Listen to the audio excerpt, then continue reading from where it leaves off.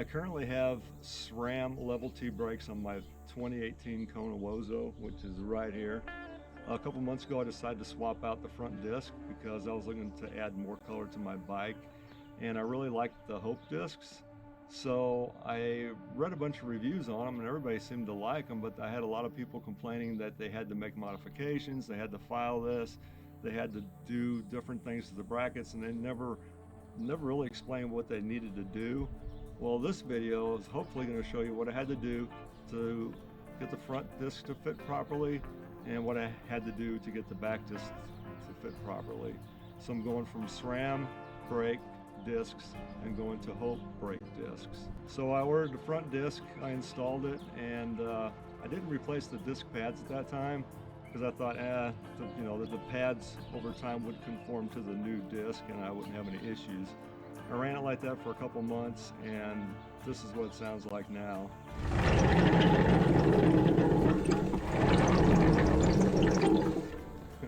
So you can see that is not going to work. I don't really like chatter, I don't like noise when I'm riding my bike. So what you need to do is, if you replace the disc, you should also replace the disc pads.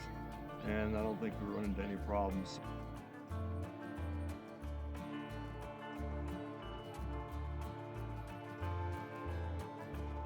Alright, just for your information, this is actually, these bolts are Torx. T25 is the size, so if you think you need an Allen wrench, you'll be wrong. So just let you know, because I think I had tried putting an Allen wrench in the front one when I was working on it, and I figured it out later that I was not doing it right.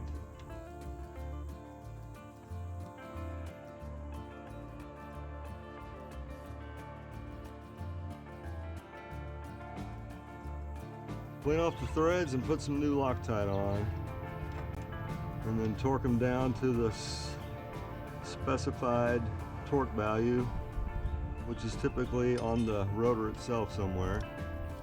When I was working on the front disc, I ran all around trying to find a half size, because the Allen wrench that I had, there's a 2 and a 3, I believe it is, and I thought I needed a 2.5. So I ran around different hardware stores, went to a couple different places that sold tools, and I could not find what I was looking for.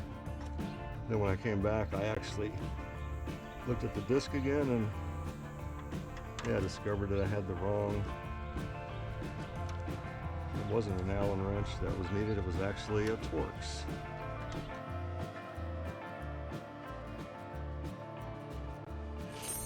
Here's the new one, and on this is 160 millimeter on the back.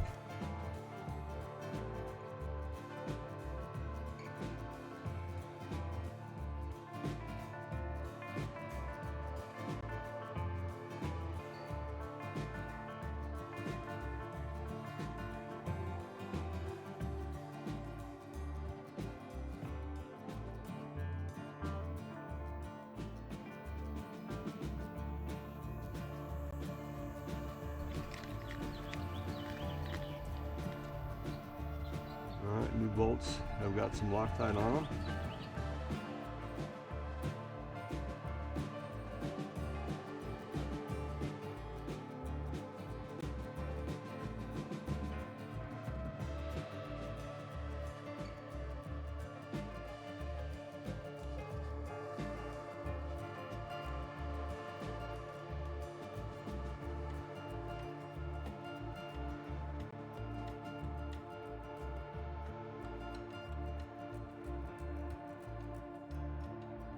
I'm going to go ahead and set the torque value 5 Newton meters.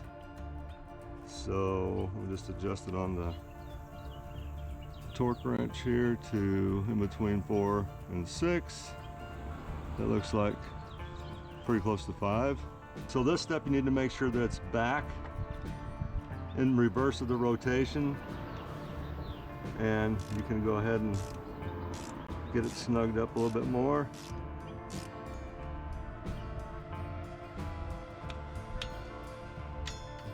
Just need to feel the torque. Little snap.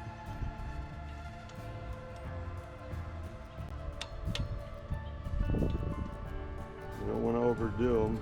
gonna strip them out.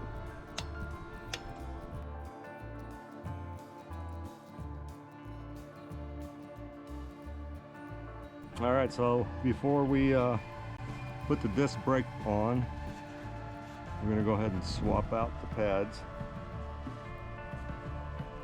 And it's actually a good idea to, whenever you're working with the back wheel assembly like this, is to put the bike upside down. You can just set it down in here, and then your wheel assembly is not going to fall out. So if you have it on a bike rack, the traditional bike rack, then it's going to actually want to fall out all the time. So this is a good way to do it. I'm just kind of cleaning it up a little bit as I go. So this is basically has one bolt that holds the brake pads in, and the size on that is a 2 millimeter, and on the back side there's a little tiny clip.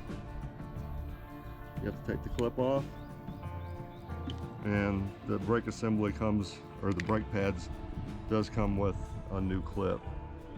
That's just what the clip looks like. So once you got that done, then you can get the bolt out all the way.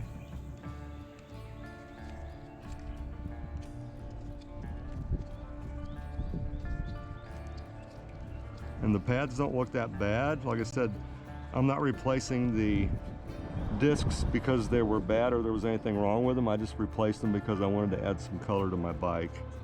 I like the looks of them. I like to have a little bit of color. There's your bolt, just a tiny bolt, and you can see where the retainer clip goes on there.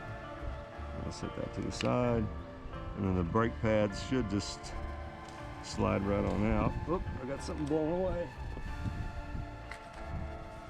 My torque table. Actually, it was a torque table, torque conversion. Okay, so the pads are coming out, just like that.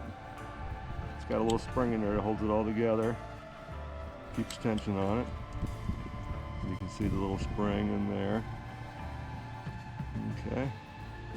So like I said, they aren't too bad. They do have some grooves worn in them, so it's a good time to replace them since I'm replacing the disc. I have Sram Level T brakes, and these are the disc pads for these brakes.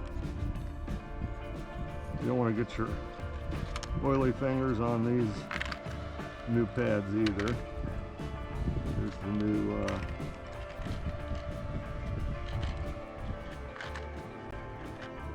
I have all the hardware there, and I've got these tied together with a little bread tie or twisty tie, a little piece of cardboard in there, and there we have it. And now you get your spring assembly goes back. Spring assembly goes on the inside of the brake pad, just like so. And then your other one slides right over the top, just like that. There you go. So now that disc brakes are ready to go back in, and now the wind's kicking up and blowing everything around. Lost my pin, lost my bolt. And there's a cotter key for a different style. You don't need that for this. All right, so the disc pads are back in. Take your new pin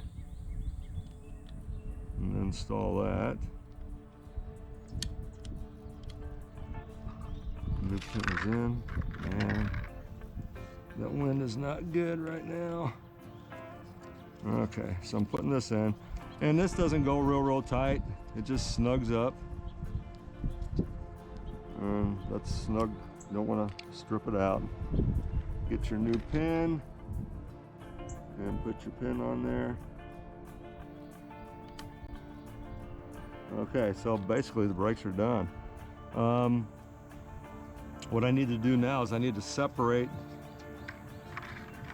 the brake pads to accept the new disc. I actually make tools to do this. I had some wood shims that I used for putting in some doors or windows. I don't remember what that was for, but I have them, so I'm just going to slowly slide that in there, and that's going to open up those brake pads as wide as they can go. So you're basically bottoming out the brake pads. The brake pads were here. We're just pushing the pistons back in a little bit. So just kind of gradually slide that in there. And you can kind of tell if it's bottomed out on the actual, you can tell if it's bottomed out right here on the case. So that looks pretty good. So I'm gonna go ahead and pull this out. Now that's the widest that the brake pads will be, and that should accept a new disc without any problems. Now let's take your wheel assembly, and we're gonna slide it back in. I gotta do it the right way. Make sure the disc pad is on this side, and we'll need to get our chain. The derailleur needs to open up here.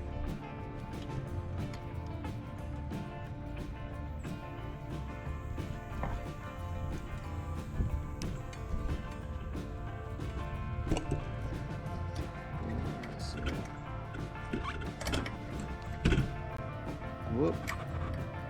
Uh-oh, we have a problem. Houston, we have a problem. Let's back this up. This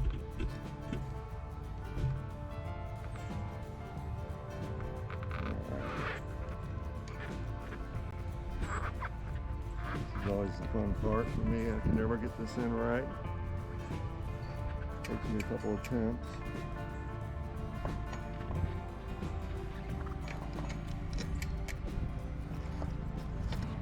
There we go. Now, let me put the axle back in. So we'll put the axle back in. I believe that was a 4 or 5. Looks like a 5. So I'm just going to snug it up. And I'm going to run this wheel around.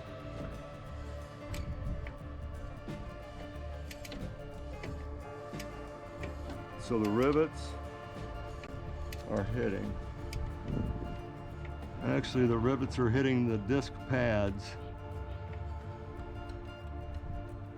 Well, the rivets are hitting, yeah, they're hitting the disc pads themselves. So that is not going to work.